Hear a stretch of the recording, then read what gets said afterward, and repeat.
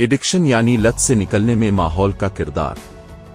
इंसान को कोई लत यानी एडिक्शन कैसे लगती है और इससे निकलने में क्या चीजें मददगार साबित हो सकती है, इसको समझने के लिए 1970 की दहाई में एक कैनेडियन साइकोलॉजिस्ट ब्रूस अलेक्जेंडर ने चूहों पर कुछ दिलचस्प तजुर्बात किए। इन तजुर्बात के पहले मरहले में चंद चूहों को निहायत आम से तंग पिंजरों में रखा गया। इन चूहों के पिंजरों में पीने के पानी के दो ऑप्शन रखे गए, एक सादा पानी और दूसरा मॉर्फिन मिला मीठा पानी यानी नशा आवर मशरूब।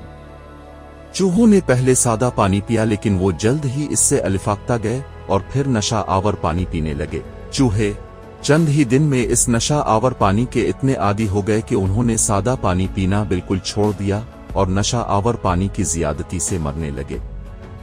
इस तजुर्बे से ये नतीजा निकाला गया कि चूहों के पास अपनी बोरियत दूर करने को कुछ नहीं था और उनके घुटनज़दा माहौल ने उन्हें नशे की लत का आदी बना दिया।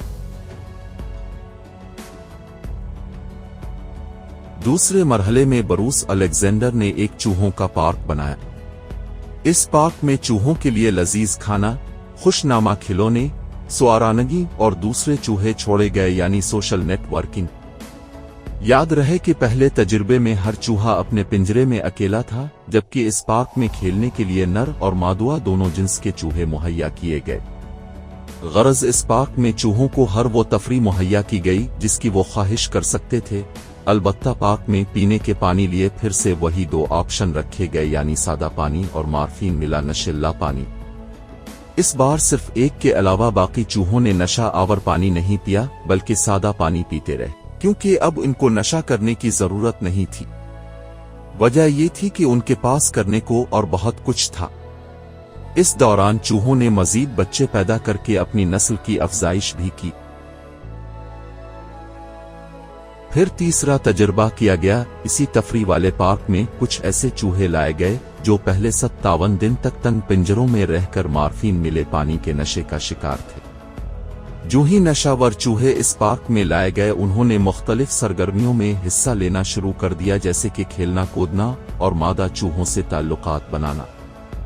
इस दौरान उन्होंने आहिस्ता आहिस्ता मॉर्फिन मिला पानी पीना कम कर दिया और चंद हफ्तों में सादा पानी पीने लगे।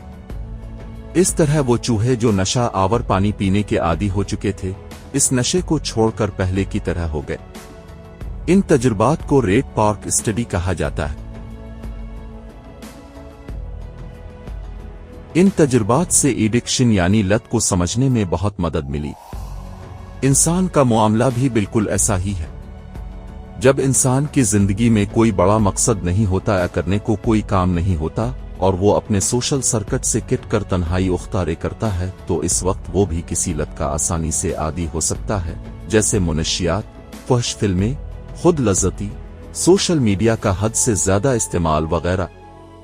ऐसी लत से निकलने के लिए इंसान को चाहिए कि 3 काम करे। नंबर 1, मजबूत समाजी ताल्लुकात बनाए।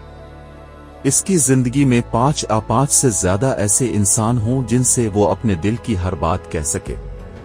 सोशल मीडिया पे दोस्त बनाने की बजाय हकीकी जिंदगी में दोस्त बनाए जाएं, यानी फेसबुक फ्रेंड की बजाय रियल फ्रेंड्स।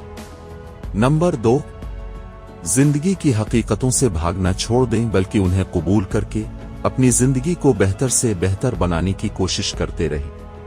नंबर 3, ऐसे काम किए जाएं जिनसे हकीकी खुशी मिले। हो सकता है आप अपनी जॉब काम से ज्यादा खुश ना हो, तो अपनी जाती जिंदगी में वो काम करें जो आपको पसंद हैं, जैसे स्टडी करना, कुछ लिखना, सोशल वर्क करना, अपने मनपसंद जानवरों के साथ वक्त गुजारना। दरअसल हमें अपने माहौल को एक बंद और तंग पिंजरे की बजाय इस पार्क में तब्दील करना है, जिसमें करने को बहुत कुछ हो और हमें अपनी जिंदगी का कीमती वक्त गैर जरूरी कामों और एडिक्शंस में ज़ाय करने की फुर्सत ही ना मिले। अल्लाह हम सबको राहत नसीब फरमाए। आमीन।